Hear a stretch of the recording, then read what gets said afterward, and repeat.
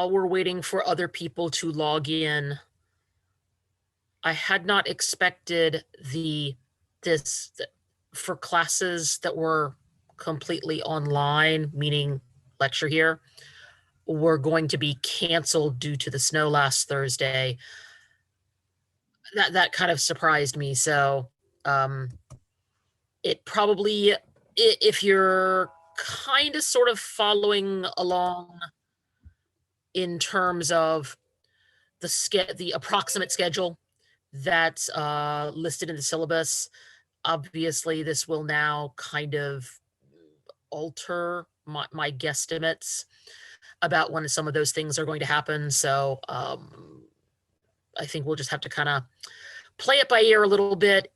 If they end up canceling any more class days, what I may end up doing if they do that is recording a little piece of one of the chapters as just a video that you can then watch at a convenient time, just to try to keep us from getting too terribly far behind. That's just sort of my guesstimate at what we might have to do depending upon how the weather behaves and how the college does its canceling or not canceling of classes. I think it has finally maybe stopped snowing today. I usually I try to Zoom from my office, which is in the Hilltop area, on Tuesday, but I got partway there and realized I had forgotten my hotspot so that I would have no internet connectivity. And by the time I turned around and went back to the house to get it, it was snowing hard enough that I decided maybe, being that people in the Virginia Beach, Norfolk area don't know how to drive in snow very well at all, I just kind of went on back home and decided I would try to deal with my office issues on Thursday. So you may see me zooming from my office on Thursday, hopefully when the weather is better.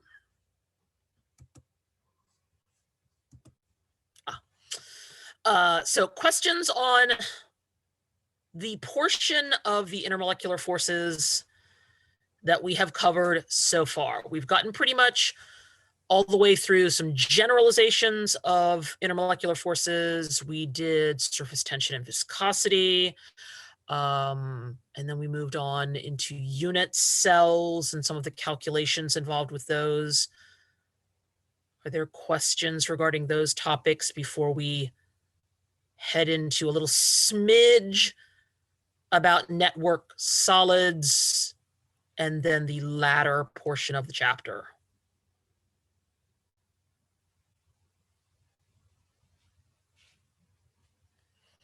All right. Let me call up the file.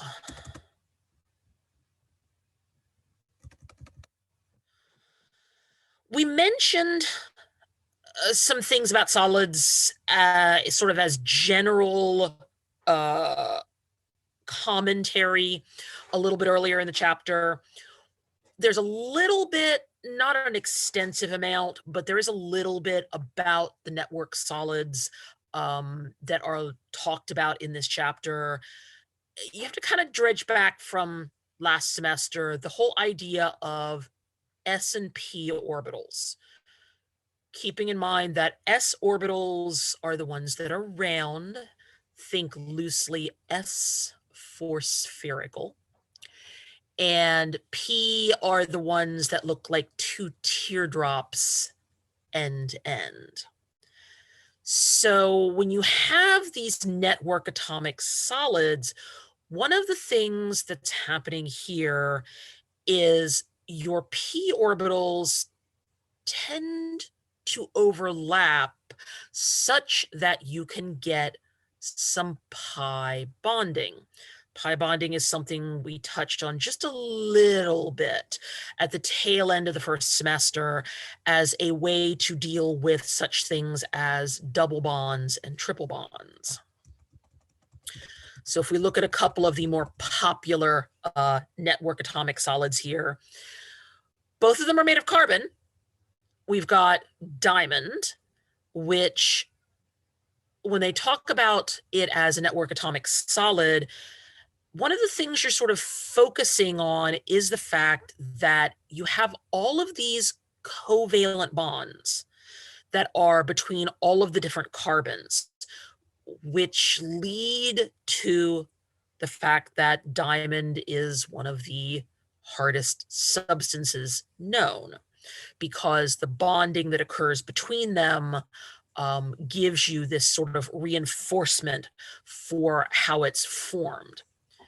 Well, then there's graphite. Okay, graphite's kind of the opposite end. I mean, graphite's okay. I know we all call them lead pencils, but lead PB hasn't been used for writing extensively in probably about 100 years. So what we're actually writing with is graphite. Graphite's actually pretty soft. It's so soft, in fact, that it can be used for lubrication of things like ball bearings and some other types of things that need to slide across each other. Remember back to shear stress and rate of strain that we talked about when we were doing viscosity. Some of those ideas apply for other types of friction also. We also sometimes refer to these as allotropes. Same atom base, meaning that all of these things that we're looking at here are made of carbon. There are also allotropes of sulfur. There are some allotropes of phosphorus and some other ones that if you kind of dig around the net, you'll find some pictures of. But the allotropes usually mean different versions of the same element. One of the ones that I mentioned briefly last week was buckyballs. Buckyballs are yet another allotrope of carbon. So that's about all the depth we're going to get into for the atomic solids. So switching a little bit to phase changes. Some of these we touched on a little bit in the first semester when we were talking about thermochem, because phase changes, oops, I suddenly realized actually I'm jumping pages there. Phase changes usually are tied into changes in energy. So let's take a look at a couple of the more common ones here. Vaporization. Okay, if you're a biologist, you call it evaporation. If you're a physicist or a chemist, you call it vaporization. Either way, we are talking about going from the liquid state to the gas state. So one of the things you need to think about here is, well, okay, if you're trying to get it up into the gas phase, you need an input of energy, probably kinetic energy, because otherwise you're not going to be able to overcome the forces that are holding the liquid molecules to each other. You have to get just enough energy to break those intermolecular forces, and then they can go up into the gas state. What about sublimation? Today's a really good day for sublimation in a way, because we're hovering right about freezing for water. Not quite exactly. We're not quite all the way down to 0 Celsius. I think we're at about 1 or 2 Celsius. Last time I walked through the kitchen about an hour ago, my thermometer said 34 Fahrenheit. So that's about 1.5 on the Celsius scale. So you can get ice to turn into water vapor without ever melting. Probably a really good example of this is dry ice. Dry ice doesn't melt. You have the block, which sits there and smokes, like a haunted house smoking sort of thing. And then it goes into the gaseous phase, there was no liquid phase involved. So sublimation also was used in a first semester lab when we did the separation of a mixture, because back then we had a mix of ammonium chloride, sodium chloride, and silicon dioxide. So sand and salt, as they're more common terms, but ammonium chloride being a substance that once you put it in your evaporating dish and you heated it over a Bunsen burner, it went up under the hood into kind of a white cloud as it was sucked out by the ventilation of the hood. We are this semester paying a moderate amount of attention to the vaporization, specifically molar enthalpy of vaporization, sometimes called heat of vaporization. You're going to see it here in lecture. We are also doing it as a lab, and if I remember correctly, this is one of the labs that we are physically doing. As I twist around sideways here to double check my schedule. Yes, actually, the Group B people will be doing vapor pressure, otherwise known as heat of vaporization of water, on the 10th of February. And flipping back here, the Group A people will be doing it on the week of the 17th of February. So it is one of the up and coming physical, like we're actually going to go do it, labs.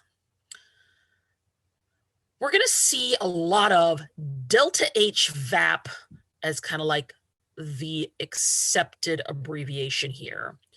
Again, dredge a little bit of information out of first semester. Delta H stands for the word enthalpy. And then we're going to put the VAP for vaporization as kind of a subscript there. What does this mean to us?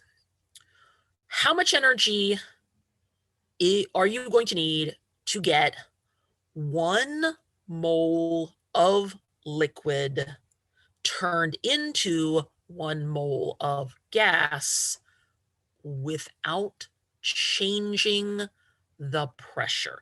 This is why it says at constant pressure. Now, granted, when we do this, what we're usually referring to as our constant pressure is just the air pressure that's in the lab, which does fluctuate a little bit from day to day, but usually doesn't change much in the span of a day. Like, okay, it's kind of cold and wet and snowy, slightly rainy outside right now. So we're probably under 760 millimeters mercury, which is 1 atmosphere by a small amount.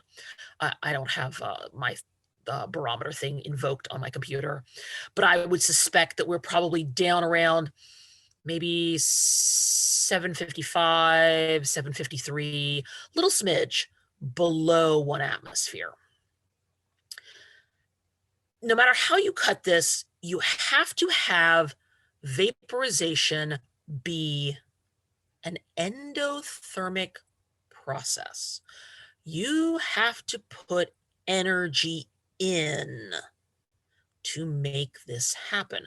Otherwise, you're not going to be able to break your intermolecular forces. Now, sometimes we use values that are already provided. There's a small table in your chapter. I think there's also a small table of delta H VAPs in the back of the textbook, and of course, they're available by Google. Bromine, a caustic, rather nasty liquid at room temperature, has an enthalpy of vaporization of 30.7. Now look at your units here. We've got kilojoules per mole. This is a kind of average value here. 30.7 is Not one of the lowest, but neither is it one of the highest. So it's kind of in the middle of typical values you might see. This is a two-step process here. If I want to do how to convert 16 grams of bromine into a gas, and I probably should have actually labeled, I should realize now that I should have labeled my math a little bit better. But here's what's going on. Your 16 grams is being multiplied by 1 mole over the atomic, well, the molecular mass of 2 bromines, 159.8, which gives you about a tenth of a mole. And then I pull in as my second step the usage of my 30.7 kilojoules per mole. Moles cancel, and my final answer ends up having a unit of kilojoules. So a little over 3.07. When you are vaporizing something in a closed container, obviously, if it's closed, it means there's no escaping. And I hunted around several different websites till I found a picture that I liked. Usually this is a picture that I kind of draw on the board, but this was my best grab as a insert for your notes here. When we start talking about vapor pressure, we have a couple of assumptions going on. We're assuming that you have a closed container. You're also assuming that you are not changing the temperature while you are waiting for this to happen. So a lab temperature, and actually lately lab's been kind of hot, like 22 Celsius as opposed to more like closer to 20 Celsius. They've had the heat kind of cranked up the last couple of times I've been in there. So if you're at, say, 22 Celsius and you have a liquid, but at the moment will be non-specific and not tell you which liquid it is, or not specify which liquid it is. You have your flask, you have a stopper in the top, you let it sit there for a little while. Look at the arrows. So some of the liquid molecules are going up. Well, because there's a stopper in the top of it, some of them, once they get near the top, will eventually head back downward. And then you begin to get an equilibrium. You get some going up and some going down at the same time. Note their little label there of dynamic equilibrium. We're going to come back to equilibrium in great depth a little later. But one of the things to think about in terms of equilibrium is it doesn't mean no change. You can think of it more along the lines of meaning no observable changes. So if you were standing there watching the flask, okay, with your little human eyeballs, you can't see the liquid molecules going up and some of the gas molecules coming back down, but it is actually happening. Vapor pressures vary. A lot of it has to do with sort of things you think about as evaporating easily. So if you have a bottle of nail polish remover, and we talked about this a little bit when we were doing the organic stuff, acetone is the main component of nail polish remover. If you leave the lid off the bottle and come back the next day, chances are most, or maybe all, of it is gone.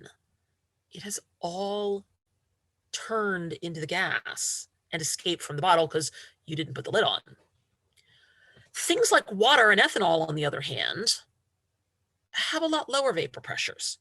Yes, if you leave water out eventually, it will vaporize, but not with the same speed.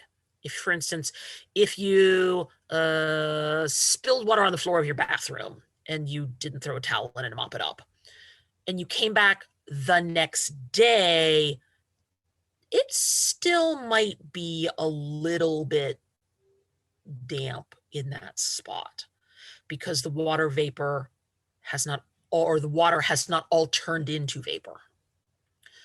So we can make some generalizations here.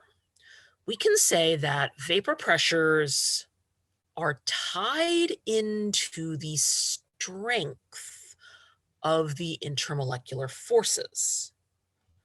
Also, vapor pressure is temperature dependent. Okay, back to the acetone. So today is cold, like I said, hovering about 1 degree Celsius. If you left the lid off your nail polish remover today and maybe it was sitting in your car where it is pretty chilly if you're not running the car, there's a possibility that if you went back out the next day, there might still be some liquid left in the bottle because lower temperature is going to give you a lower vaporization rate.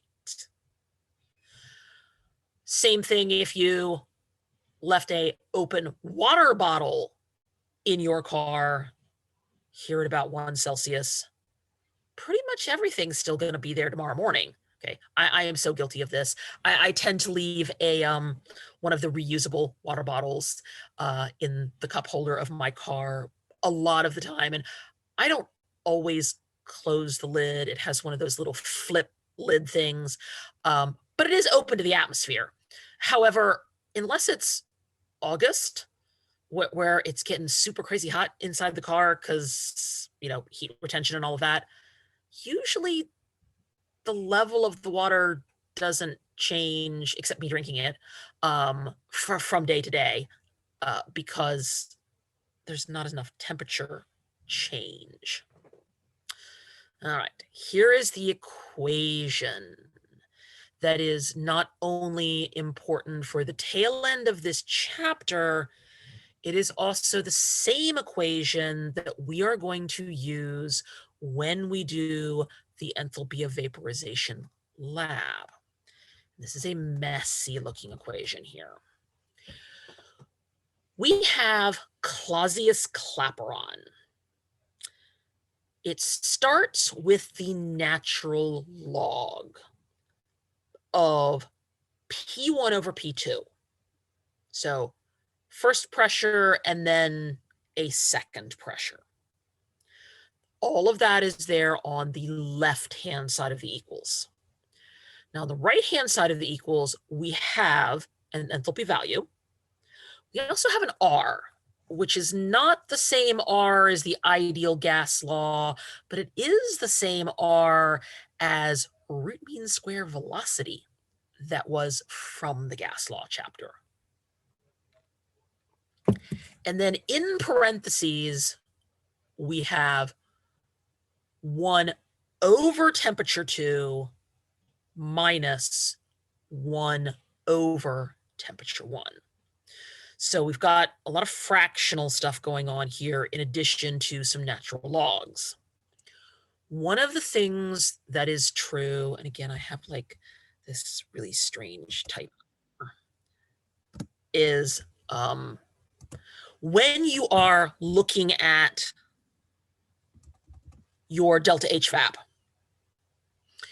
if you are putting it into this equation, you really need to convert it over from kilojoules to mole, kilojoules per mole, over to joules per mole. Otherwise, your decimal is in the wrong place and it will not cancel out appropriately with the joule unit that is in your R value. All right, let's dig a little deeper. talk about some of the math in this. So the vapor pressure for ethanol, it's a bit lower than for water. It evaporates a little easier. We have at 50 Celsius, 115 millimeters of mercury. If we increase the vapor pressure just a little so that it's at 60 Celsius, what's that new vapor pressure going to be? So we have our master equation. We also have a delta HVAP. This is for the ethanol of 39.3. See your unit there? The unit being kilojoules per mole. So I need to do a little bit of a setup here before I actually crunch the actual equation. One of the things that's true, and this is based upon your R value having kelvins in it, make sure you convert your Celsius temperatures into kelvins. So 50 becomes 323 Kelvin and 60 becomes 333. All right, now I'm going to put pieces in. Truthfully, it does not matter which one you pick to be 0.1 and 0.2, as long as you're consistent. So make the 115 match with the 323 Kelvin, and then make the unknown value match with your 333 Kelvin. All right, so I put all my pieces in. Natural log of 115 over P2. Note, on the opposite side of my equal sign there, I moved my decimal place. I turned it from kilojoules per mole over into joules per mole. So it's now 39,300 over my R, 8.314. And then I put my two fractions in there, 1 over 333 and 1 over 323. So the first thing I did to kind of make this a little easier to deal with is I got rid of my fractions. I went ahead and turned them into decimals. I did 1 divided by 333, which gives me 3.003 times 10 to the negative third. I did my other one, 1 over 323. That gives me 3.096 to the negative third. All right. Then I decided I wanted to get rid of everything that was inside of my parentheses so that I had a single value in there. Did my subtraction. I get a negative number. Negative 9.3 times 10 to the negative fifth. Then I begin to crunch things. I crunched everything on the right-hand side of my equals. I did 39,300 divided by 8.314, and then multiplied by negative 9.3 to the negative fifth. All of that gives me negative 0.4396. Now I have an unknown inside parentheses that are being natural logged. In order to be able to solve this problem, I have to anti-natural log both sides. This is part of the reason why we did this on the math review, to make sure that everybody is familiar with how to do this. If I anti-log both sides, one of the things that does for me is it gets rid of the ln. So now I've got 115 over P2, but I also anti-logged my negative 0.4396. It still gives me a decimal. I've still got 6.44. And give me a second to scroll this just a little bit. Okay. So finish your algebraic rearrange here. You're going to get P2 left by itself there on the left-hand side. I've got 115 divided by 0.644. And my final pressure is 178 millimeters of mercury. And hang on a second. I have like stuff going on in the background.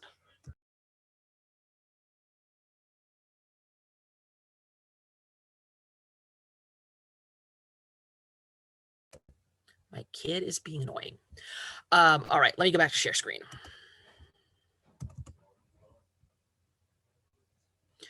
All right, so look at your values here.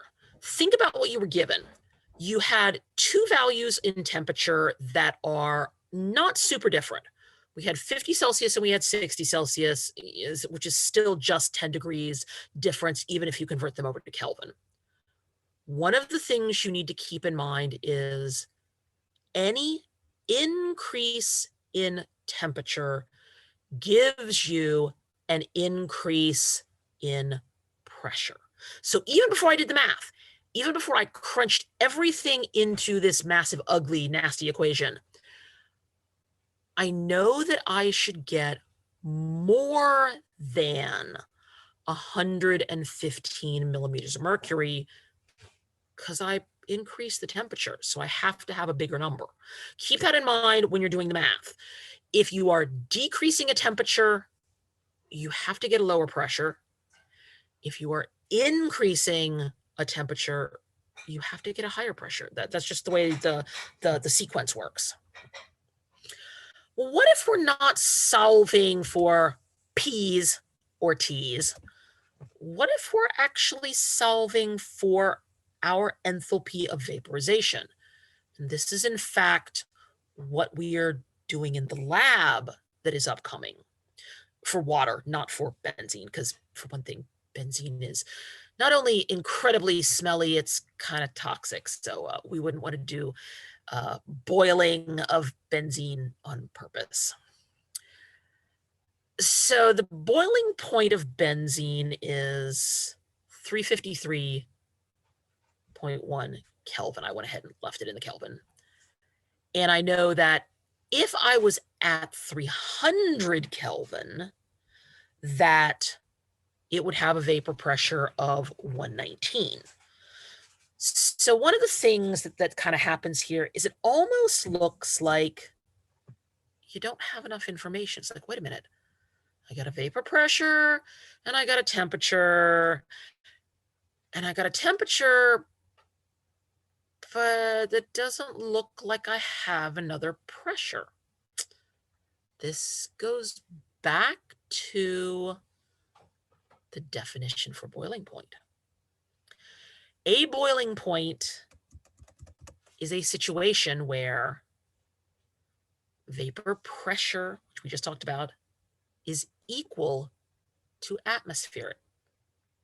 And we make an assumption, okay? We make an assumption that it's a perfect 1 atmosphere, which is 760 millimeters of mercury.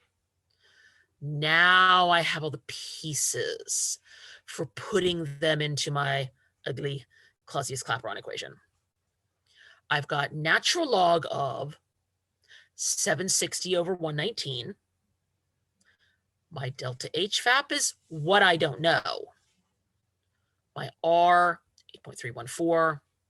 And I've got my two values for my temperature of 300 and 353.1 and plug them all in. So similar to the math on the other equation there, I did the stuff inside the parentheses first.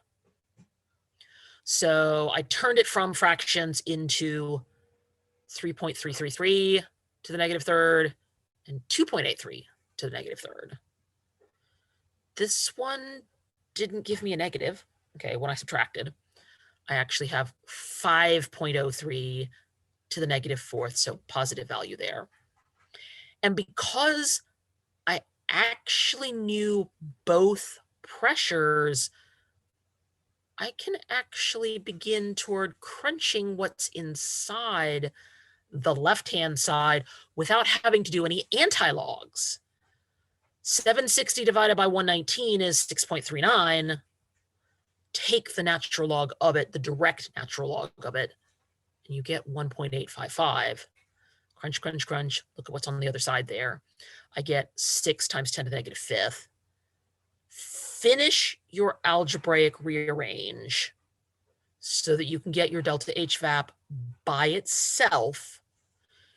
And keep in mind all of the enthalpy of vaporization values that you encounter are probably going to be in the thousands, as long as we are talking about joules.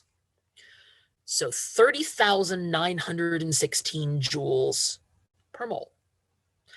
If you look it up, if you actually look up the delta HVAP for benzene, most textbooks will cite it as 30.9 kilojoules. So yeah, kind of basically matches up with what we have there for our delta H. So more generalizations. High boiling points, high enthalpies. Low boiling points, low enthalpies. It really, truly is integrally tied to the idea of your intermolecular forces. What if we look at a few other things? We look at things like solid to liquid, okay? Okay, back to, this is a good day for this in some ways. Okay, we're hovering right close to 0 Celsius. So melting point and freezing point are actually the same numerical value. So if it's 1 degree Celsius outside right now, and we cool down a little, we are approaching it from the top end, and we are going to hit a freezing point. Later in the night, come probably 2 or 3, actually probably more like 4 or 5 o'clock in the morning, you're going to have a little bit of an increase again. You're going to hit the melting point, same number. Water's always 0 Celsius. It's just a matter of which end are you coming at it from. So those values actually are a situation where you have a little bit of both. At exactly 0 degrees Celsius, you actually have a little bit of solid and a little bit of liquid water existing at the same time. And we see that word again, equilibrium. Equilibrium, again, talking about the fact that it's kind of a little bit is passing in both directions. A little bit is melting and a little bit is freezing. And you'll also see some more references to the concept of at a constant pressure. This kind of goes back to what we said before of the pressure usually is 1 atmosphere unless it's somehow stated that it's something different. Now, delta H of fusion, this is not nuclear free fusion. This is fusion in a weirdly backward way because it isn't the word you think it is. So look at a little diagram here. We talked a little bit about vaporization. Okay, that makes reasonable sense from a liquid to a gas. Okay, biologists and chemists use the same word for the opposite direction of from a gas to a liquid. We all call it condensation. But look at the lower pairing there. From a solid to a liquid, okay, melting, but it's also known as fusion, which sounds really backward because when you fuse something, usually we're talking about something becoming glued together. So in this case, the word isn't quite what you think it is. Freezing, okay, that makes more sense, going back in the other direction, from a liquid to a solid. We saw sublimation when we were talking about from the solid to a gas. There is a word that actually means coming back in the other direction, from a gas to a solid. So tonight, if we dip below 0 Celsius, and the fact that we had precipitation all afternoon means that there is a lot of gaseous water still in the atmosphere.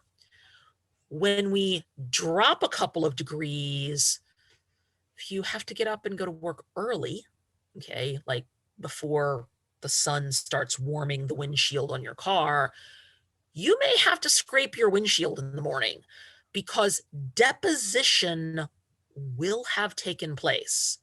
Some of the gaseous water in the air will have solidified into a film of ice on your windshield.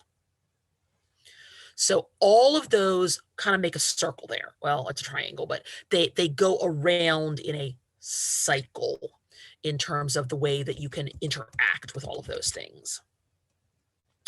So we also need to talk a little bit about cooling curves.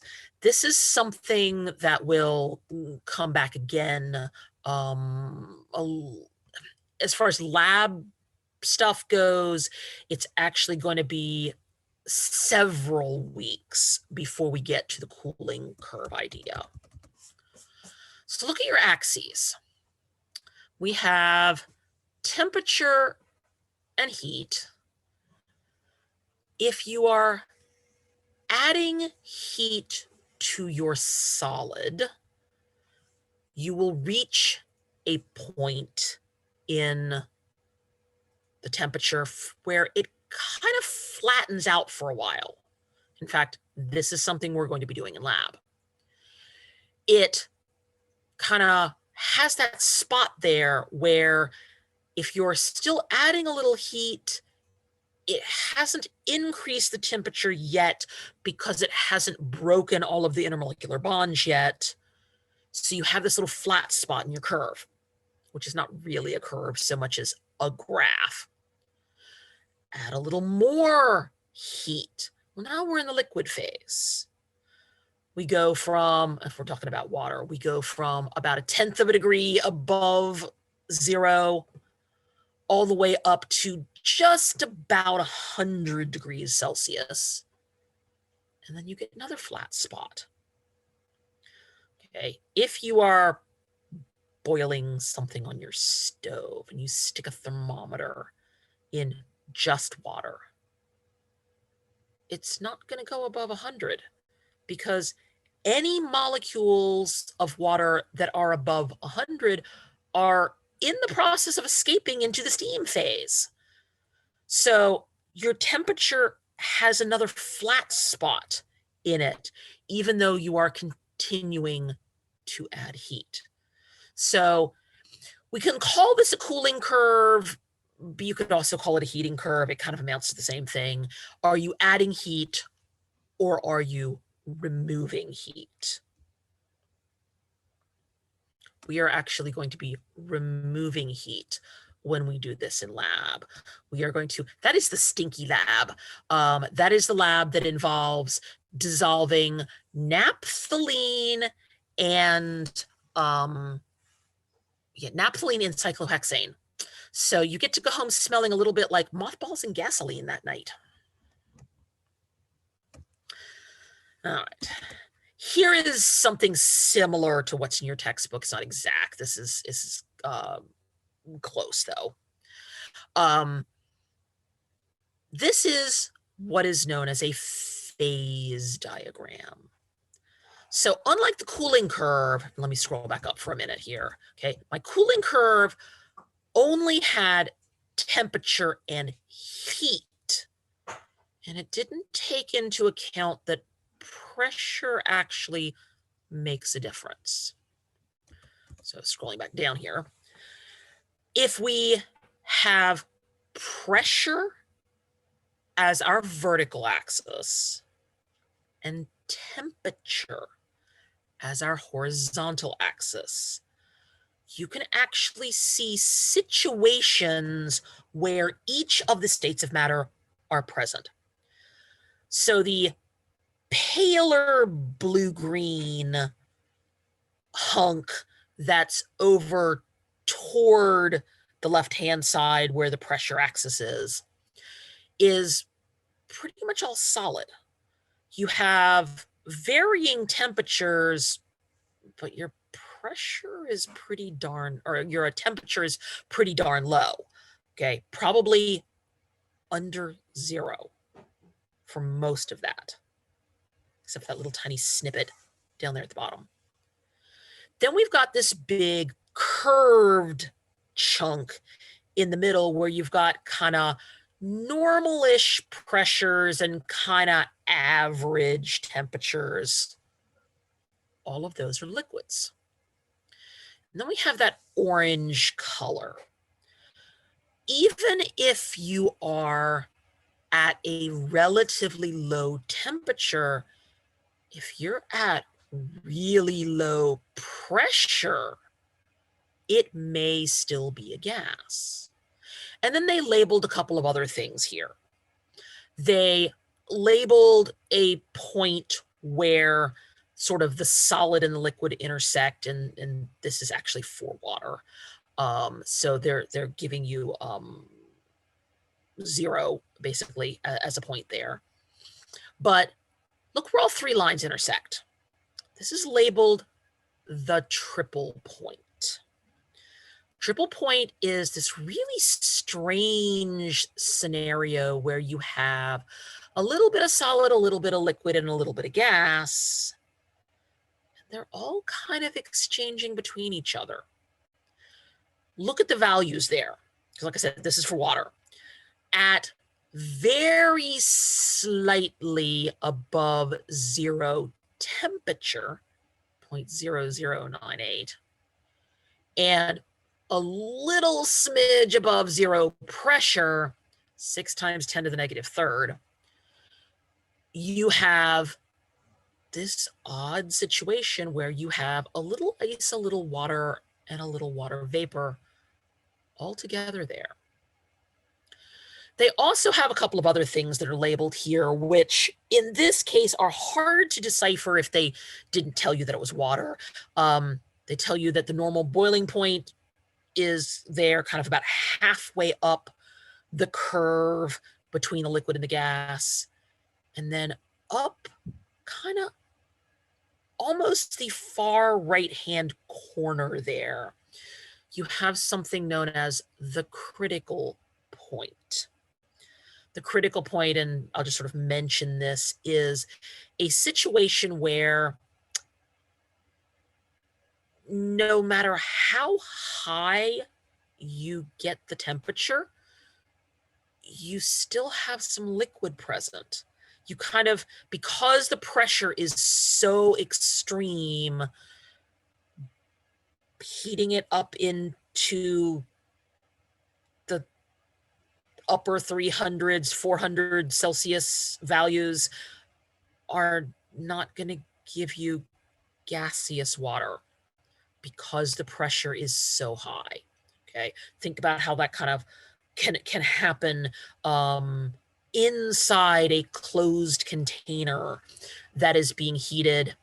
I will mention the Instapot. Since I'm old, long before the Instapot, pressure cookers were a thing when I was a kid. Some people I knew own them.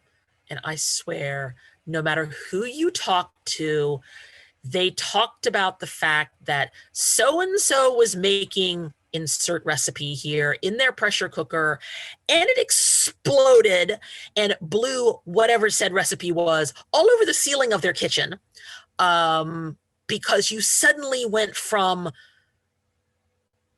liquefied stuff at incredibly high pressures that instantaneously got released, and now your ceiling looks like spaghetti sauce.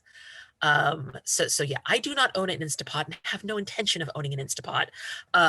They kind of creep me out a little bit because of all of the tales that I heard growing up. And truthfully, they will swear that the technology has changed. The only thing that's really changed is the way you program it.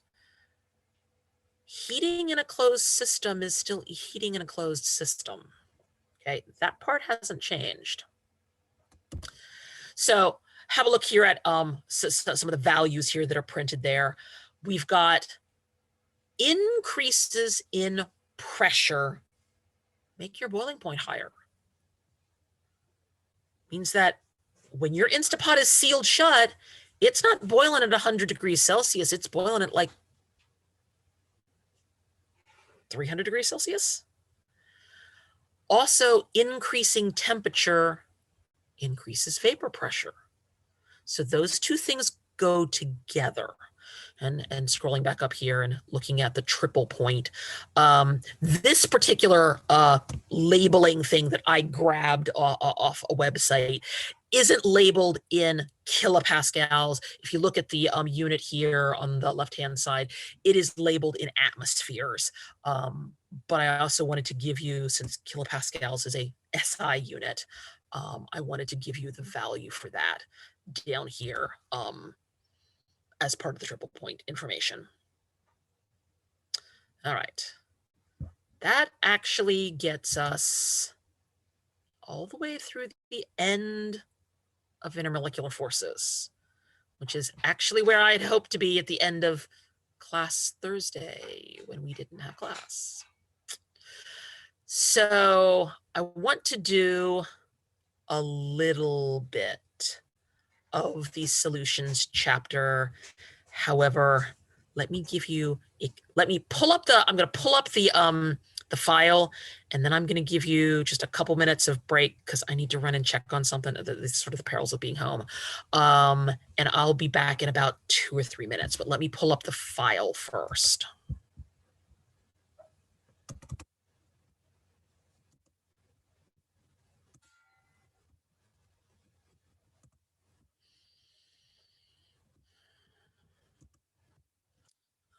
Screen.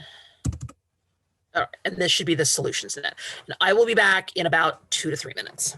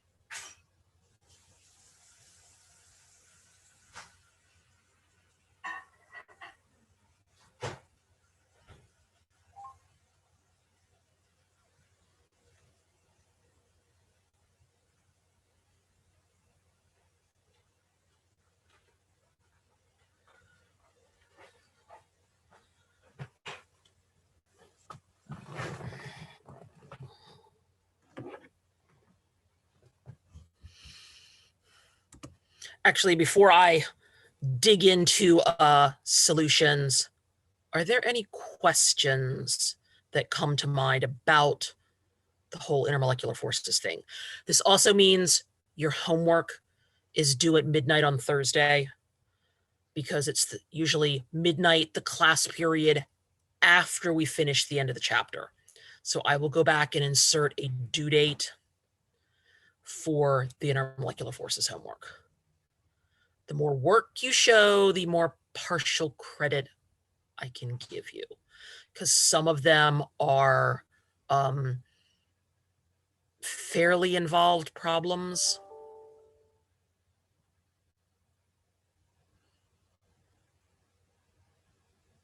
Also, let me then make a couple of comments about the actual homework itself. Let me pull up my other file too.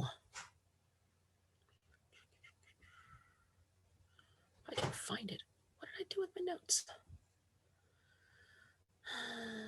Notes. Oops.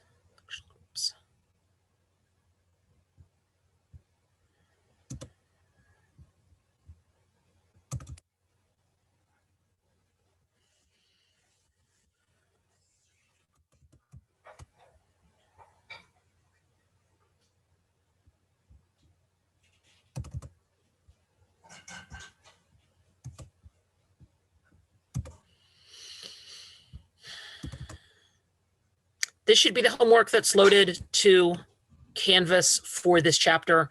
So word in the blank. Each of these 5 statements here, pick one main thing that is true. We've got London dispersion forces, comparisons. Tell me a little bit about temperature and viscosity. Tell me a little bit about cohesion and other thing. Then we have calculation of energy for vaporization of propane, triple point stuff. Then messier equations here that involve metallic iron. We have a Clausius-Clapeyron problem here because it involves benzene at a couple of different temperatures. We have another cubic-based problem here that involves density of aluminum. You need to show work for that. And my kid is guilty of the cheesy poofs theorem here at the end. We were having a discussion about packing efficiency of cheesy poofs, which are round, and the container that they came in, which was square. And so somehow that devolved into a discussion about unit cells, because yeah, that's the sort of thing that happens in my household. Questions about the homework before we talk a little bit about solutions? When is it? I heard a blah, blah. When is the homework due? When is homework due? Yeah. So homework for intermolecular forces will be due, first test? Okay. I had assumed that the first test would be, because we started on the 19th, I think it was. I think that was the first day of class. Actually, let me look at my Outlook calendar here. We started on the 11th. Okay. Usually what happens is we get about a month, usually pretty close to exactly a month, when the first test is usually going to happen. Because we missed a class period, it's probably going to be more, let's see, what day of the week is, instead of being, because originally I had thought it would likely be on the 11th, because that's almost exactly 1 week from when we started class. Because I usually try to put tests on weekends because of the way we're stuck with doing this, it's actually probably going to be the weekend of the 19th and 20th. That is probably going to be the test date. I will let you know for sure when we get a little bit closer, but that is the most probable date. And I know a few of you had me last semester. Usually what I do is I activate the test basically midnight on Thursday, and you have until midnight on Monday. So basically you have 4 days to choose when you want to do the test. And there is usually a 4-hour time limit. You need the lockdown browser, not the kind with the camera, but you do need the lockdown browser because you can use your homework, you can use your textbook, you can use your notes. You just can't use each other and you can't use the web. So that's the way the lockdown browser works. When we get closer, I will talk about what you should focus on, because I know somebody asked me about, will there be a review? It's not a formal review. It's me, for one thing, I realized last Thursday when we didn't have class that I haven't actually gone over the organic homework. So what I'm probably going to do is dawdle a little bit and go over the organic homework when we're finished all of the chapters that will be on the test, and I'll go through it. It's posted, you can look at it, but I will go through and talk about that, and talk to you about which things you should focus on for doing, thinking about what you should know for this, for the test. And yes, somebody else says Thursday at midnight is when homework will be due for this chapter, the intermolecular forces. So I want to do just a little bit about solutions tonight so we don't get too far behind. All right. So solutions chapter pulls on some things from first semester again. There's a little bleed over. When we went through first semester, we talked about some generalities of solutions have to be homogeneous mixtures. They have to be the same all the way through. And there are some things we typically tend to think of when you think of solutions. Usually we tend to think of it's a liquid and had something dissolved in it, kind of like Kool-Aid. You dissolve the powder in the water and add sugar also if you buy that kind. But there are other options because it is something in something. So here are some other options that are not too far out there. We've got a gas in a gas. Okay, when you turn on the Bunsen burner in lab, the methane, CH4, which we saw in the organic chapter, is being combined with the air, which has oxygen in it, to make sure that you have a nice blue flame. If you have a beer, okay, ethanol in water, okay, are the main components of what makes that. Ethanol itself is a liquid. Water at room temperature is a liquid, or water in fridge temperature is a liquid. Hydrogen in platinum, that one's a little bit weirder. Okay, it's a solid in a gas. Why would you do something like that? All right, there is a reason for this. Hydrogen in platinum is used as a Kickstarter in a number of organic reactions. We didn't really talk about organic reactions. We just kind of went, here's a little bit about the structure, here's a little bit about the naming, and you need to know the functional groups. We didn't really talk about reactions.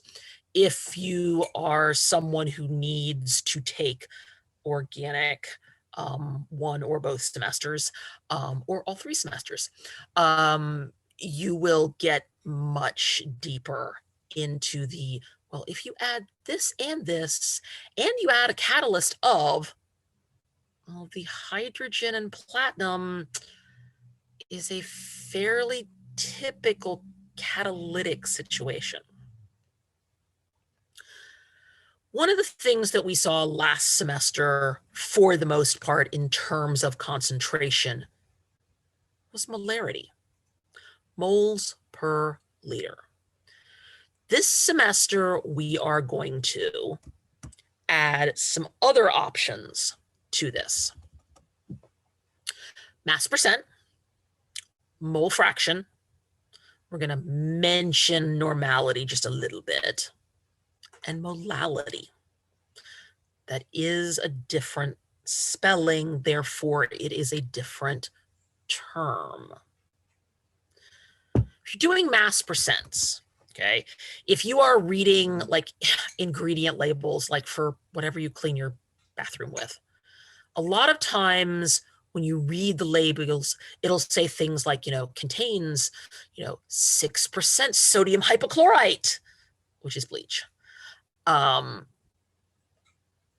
Chances are it may be percent by mass. Sometimes it's percent by volume, but a lot of times it's percent by mass. Percentages are percentages. That doesn't change a great deal. The only thing we're paying attention to here is usually we are referring to solute, the thing you are dissolving, over mass of solution. How much does it weigh after you mixed it together? And then multiply by 100 because we want a percentage, not a decimal. So the solution is made of the solute plus the solvent. Back to Kool-Aid. The Kool-Aid powder is your solute. The water is the solvent. So if I wanted to put just salt in water, 1.64 grams, it's about a teaspoon, probably a little less than a teaspoon, in 108 grams of water. All right, so set this up. Put your 1.64 on the top, put the two of them together on the bottom. First divide, then multiply by 100, and you get about 1.5%. What if it was by volume? And again, I've realized that I kind of squished something together a little bit here. Tinker with my spacing there. All you've really changed is the unit. The relationship is the same. Volume of solute versus volume of solution. Hydrogen peroxide. Go to the drugstore, go to the grocery store, you buy a bottle of hydrogen peroxide. It's 3%. That's what they sell commercially. Hydrogen peroxide is a liquid. So for every 100 mils of liquid, you have 3 mils of hydrogen peroxide.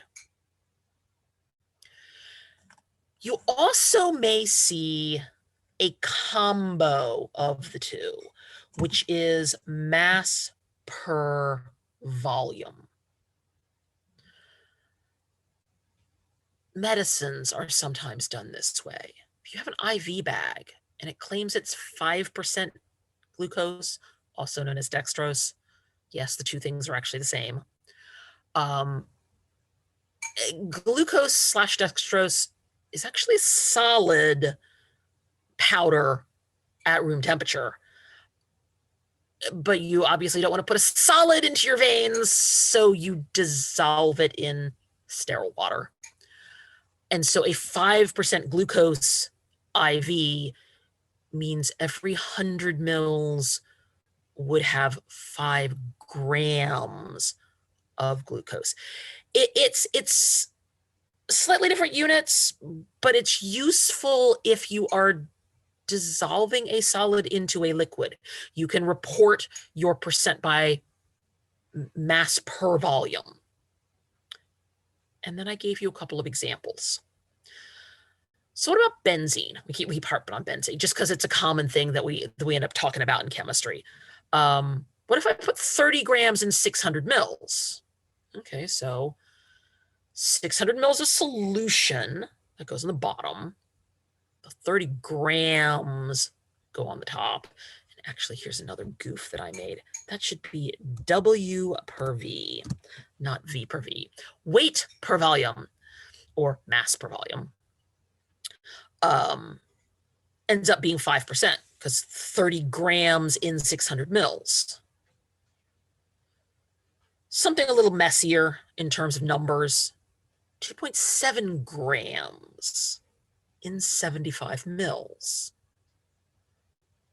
again, divide first and then multiply by 100.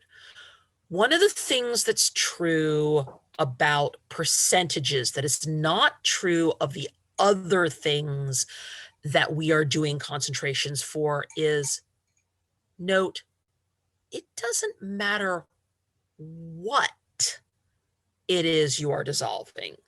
It's the how much that makes the difference. Because look at my two benzene problems there.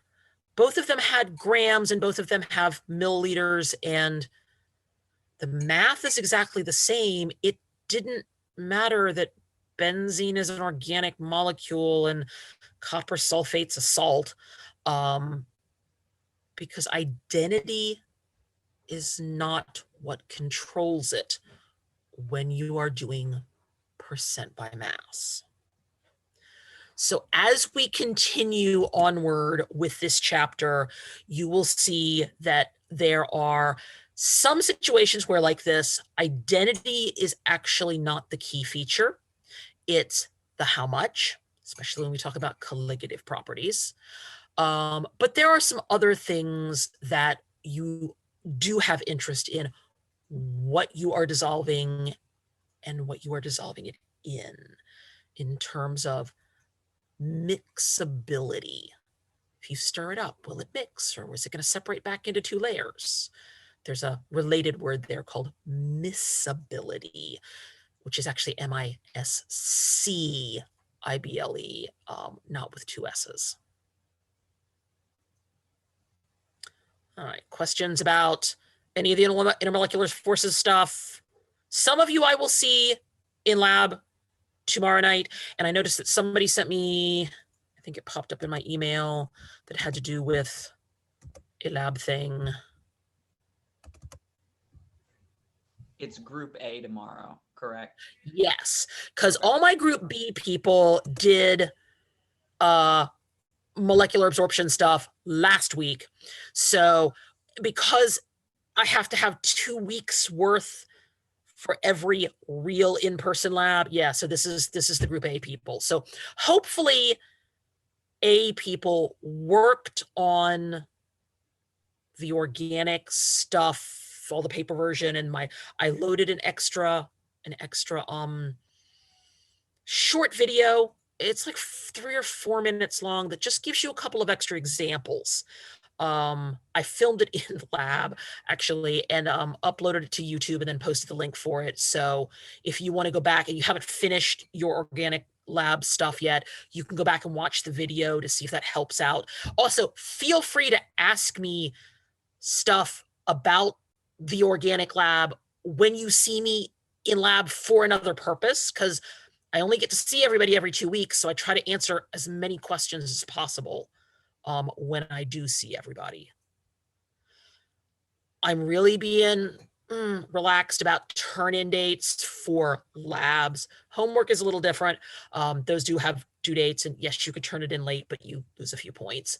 But labs, my only advice is try not to get super far behind. I know it's hard, especially when you only see me and whoever else you have in the lab every 2 weeks. But try not to get too far behind. I'm not penalizing people for when they turn stuff in, but if you get like 6 or 8 weeks behind, you're gonna find it difficult to dig yourself out before the end of the semester. And the person who sent me email, I will send you a reply here in just a couple of minutes. Other questions? Hopefully, no more snow that affects our classes. That would be helpful. And I will see some of you tomorrow night for real.